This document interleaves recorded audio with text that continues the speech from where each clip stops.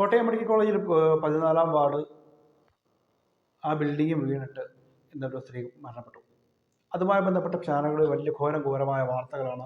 പ്രതിപക്ഷം ആഞ്ഞടിക്കുന്നു, സർക്കാരിനെതിരെ ആഞ്ഞടിക്കുന്നു, പല പല പ്രശ്നങ്ങൾ ഇങ്ങനെ വന്നുകൊണ്ടിരിക്കുന്നത്. അതെല്ലാം ഇപ്പം ആരോഗ്യമന്ത്രി രാജിവെക്കണം, മുഖ്യമന്ത്രി രാജിവെക്കണം, ഇങ്ങനെയൊക്കെയാണ് പ്രതിപക്ഷം ഇങ്ങനെ പൊയ്ക്കൊണ്ടിരിക്കുന്ന കാര്യം തന്നെ. അപ്പം ഞാൻ ഈ പറഞ്ഞ പ്രതിപക്ഷത്തോട് ഞാൻ ചോദിച്ചോട്ടെ, നിങ്ങൾക്ക് അതിൽ ഉത്തരവാദിത്വമൊന്നുമില്ലേ? നിങ്ങളുടെ ഇരിക്കുന്ന കോട്ടയം മുനിസിപ്പാലിറ്റി ഭരിക്കുന്നത് കോൺഗ്രസ് അല്ലേ?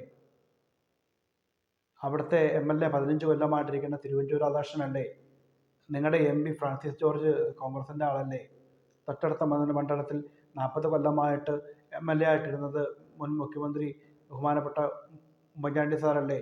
ഇപ്പം MLA ആയിട്ടിരിക്കുന്നത് മകൻ ചാണ്ടിയുമ്മനല്ലേ?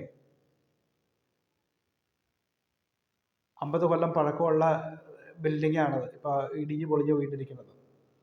അപ്പം ഇങ്ങനൊരു അനാസ്ഥയായിട്ടൊരു സംഭവം നടക്കുന്ന സമയത്ത് ഇതൊന്നും നിങ്ങളുടെ ശ്രദ്ധയിൽപ്പെട്ടിട്ടില്ലേ? ഒരു പ്രശ്നം നടക്കുന്ന സമയത്ത് അതിൽ നിന്ന് മാറി നിന്നിട്ട് സർക്കാരിനെ പഴിക്കുക എന്ന് പറയുന്നത് അത് എത്രത്തോളം ശരിയുള്ള കാര്യമാണ്?